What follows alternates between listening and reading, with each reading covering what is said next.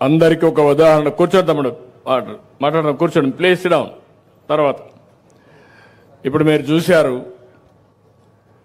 నేను ఎన్నో రోజుల నుంచి వర్క్ ఫ్రమ్ హోమ్ ఇంటి దగ్గర కూర్చొని పనిచేసే విధానానికి శ్రీకారం చుట్టాలని మాట్లాడుతున్నాను. ఎన్నికల్లో కూడా దాన్ని ఒక నినాదంగా తీసుకొని నేను చెప్పాను. ఒకప్పుడు నేను ఇన్ఫర్మేషన్ టెక్నాలజీని ప్రమోట్ చేశాను దగ్గర 30 సంవత్సరాల కంటే ముందు. అప్పుడు ఎవరికి ఐటీ అంటే తెలియదు, పెద్దగా డెవలప్ కాలేదు. ఆ రోజు బిల్ గేట్స్ ఏం చేశారంటే అమెరికా నుంచి ఇంటర్నెట్ని ఇన్నోవేట్ చేశాడు. ఆ ఇంటర్నెట్ వచ్చిన తర్వాత ప్రపంచమంతా ఒక కుగ్రామంగా తయారైపోయింది.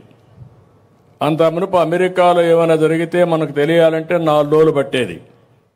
కానీ ఎప్పుడైతే ఇంటర్నెట్ వచ్చిందో టెక్నాలజీలో పెద్ద బ్రేక్ త్రూ వచ్చింది. ఇన్ఫర్మేషన్ టెక్నాలజీకి భవిష్యత్తు ఉందనే ఉద్దేశంతో నేను ఆ రోజుటి నుంచే శ్రద్ధ పెట్టాను. ఎవరికి అర్థం కాలేదు బిగినింగ్లో. ఆ రోజు ఒక హైటెక్ సిటీ కట్టాలంటే చాలా శ్రమ పడ్డాను, అనేక మీటింగ్లు పెట్టాను.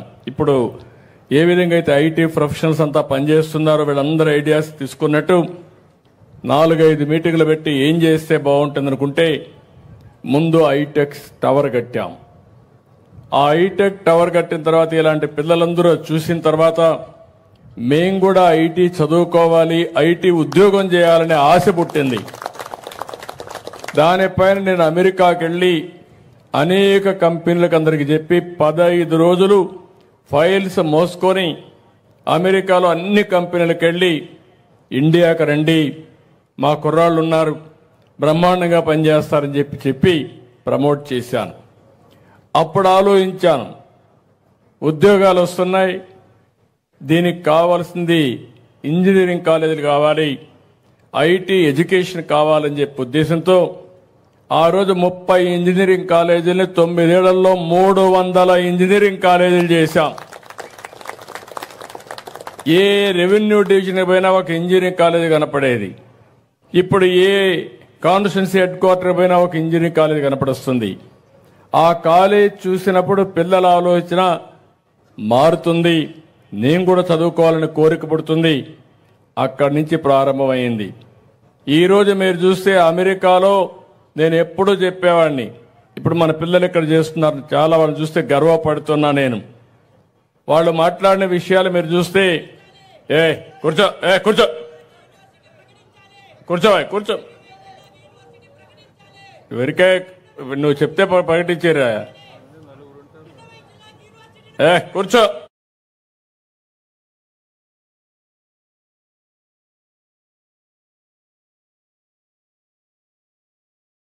థింకింగ్ ఉండే కుర్రాళ్ళు ఉన్నారు, కొంతమంది చెడగొడతా ఉంటారు. ఇదే పని వీళ్లకు, మనం ఏం చేయలేము. వాళ్ళ విధానాలు కూడా ఇట్లే ఉంటాయి. ఇప్పుడు మనం అందరూ కూర్చుంటే 1-2-3 వచ్చి ఈ పని చేస్తారు వాళ్ళు. ఇంకా ఒక రాబోయే రోజులు కూడా ఇట్లా పనులు చేస్తూనే ఉంటారు. వీళ్ళకి ఒక విధానం ఉండదు, మనం ఏం చేయలేం. వాళ్ళ మైండ్లు ఖరాబ్ అయిన తర్వాత మనం ఏం చేయలేం, కానీ వాళ్ళు వదిలిపెట్టేయడం మంచిది. ఇప్పుడు మీరు చూసిన మంచి ఏదైనా ఉంటే ఆ కుర్రాడు భవిష్యత్తు ఉండాలంటే వీళ్ళు చూసి నేర్చుకోవాలా. పోకి రోడ్డు వారికి తిరిగితే లాభం ఏంటి, ఏమొస్తుంది అతనికి? వీళ్ళు ఇంటికాడ కూర్చొని ఒక 20,000 50,000 ఇంటిని సంపాదిస్తారు, తల్లిదండ్రులు చూసుకుంటున్నారు. మీరు కూడా ఆ పని చేస్తే సంతోషపడేవాడిని.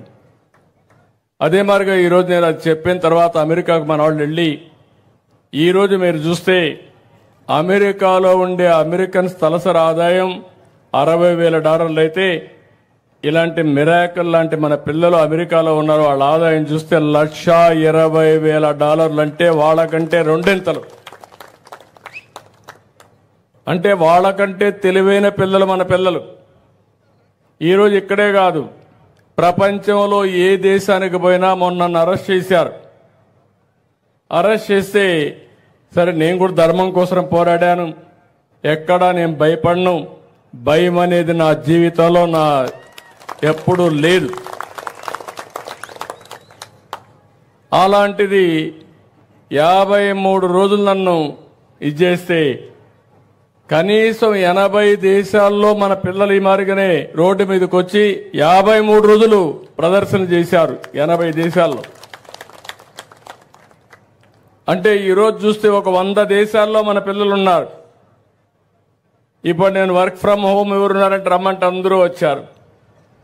రేపు మీరు ఏ దేశానికి పోయి బాగా బిల్డింగ్లు ఉండే దేశం, బాగా అభివృద్ధి అయినటువంటి కాలనీకి పోతే అందులో తెలుగు వాళ్ళు ఉంటారు, భారతీయులు ఉంటారు. అది మన సత్తా ఈరోజు. అయితే అక్కడ ఇవన్నీ వచ్చినప్పుడు ఇక్కడ